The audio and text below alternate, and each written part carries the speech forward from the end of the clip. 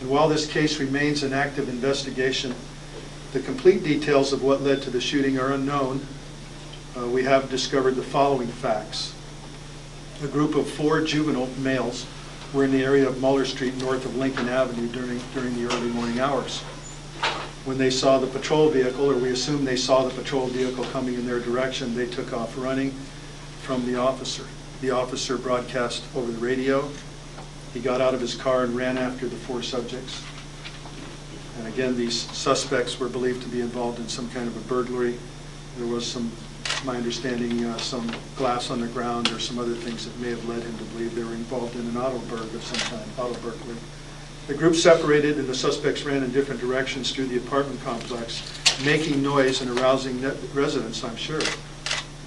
While we cannot speculate on what exactly had transpired at this stage, we believe that Mr. Julian Alexander heard the males running through his property. The investigation determined that he armed himself with a club-style weapon from inside of the residence. It's been described as a curtain or a closet rod or a broom handle. I think there were some photographs of the item. I haven't seen them at this time. The investigation determined that as some of the subjects ran through the property, the police came around the corner. The officer who was chasing them came around the corner and encountered Mr. Alexander, who was holding the wooden club device in his hand. It had tape, I think, on one or both ends. The officer shot Mr. Alexander while the suspects ran from the area.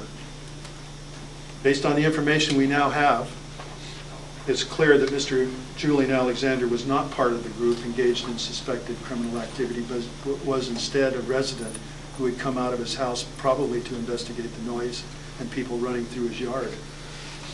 This is a very tragic and unfortunate incident for all parties involved. And, you know, I just cannot imagine what the family must be going through at this time. I also can't imagine what the police officer must be going through either. Officers make these decisions in split seconds, and we take months to review them and investigate and analyze and come to a conclusion as to whether or not in that split second they made the right decision or the wrong decision.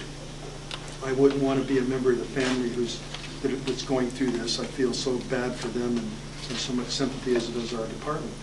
But again, I also feel very strongly for the officer that's in this position right now.